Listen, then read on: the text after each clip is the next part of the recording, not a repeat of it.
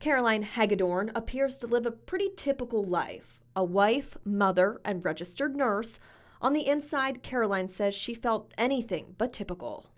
I was at the point where I had accepted that I was going to be living with this debilitating illness the rest of my life. For 13 years, Hagedorn battled crippling OCD, intrusive thoughts and unwanted obsessions that made daily tasks like loading the dishwasher or doing laundry nearly impossible.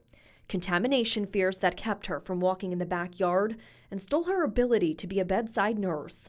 Avoidance that included rooms in her home, cabinets, closets, each uncontrollable thought, narrowing the scope of her life.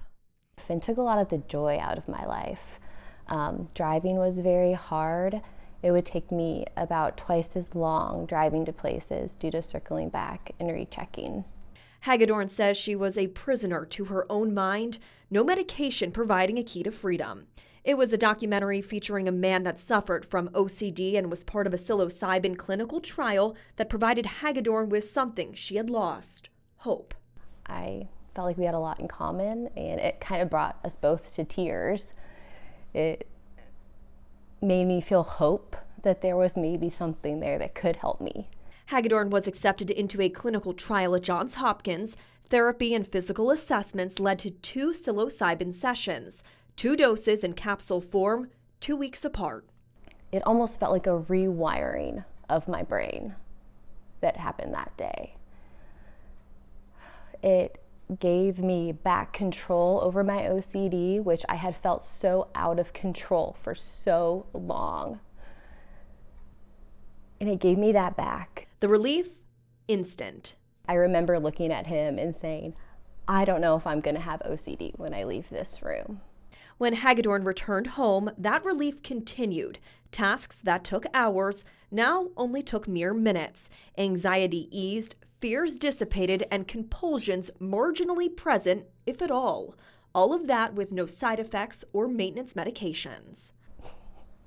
My daughter Maggie, she tells me, Mommy, you don't have silly thoughts anymore. Your silly thoughts are gone. You know,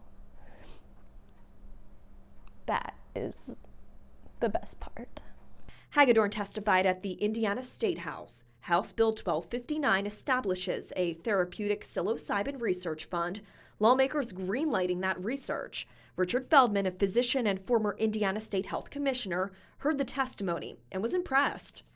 The Interim Public Health Study Committee recommended to the legislature that they enact legislation to fund research, to have Indiana have their own body of research with our own institutions, so we can evaluate efficacy, safety. Are you able to speak a little bit about kind of the science behind psilocybin? How does that work?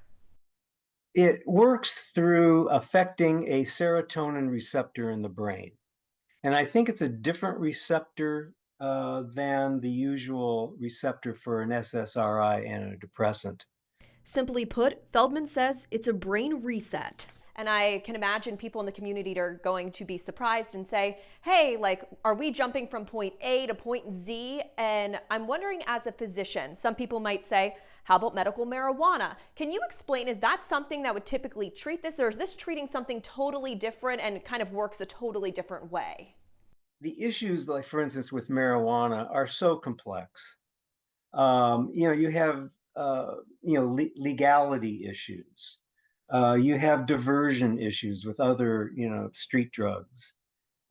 This is not the case with that. Feldman says this is different, in part because of regulation. This isn't going to be a drug out there in the communities. This is a dose given by a medical entity. It's one dose, and it's not going to be out on the streets. He believes it's only a matter of time before this treatment becomes mainstream.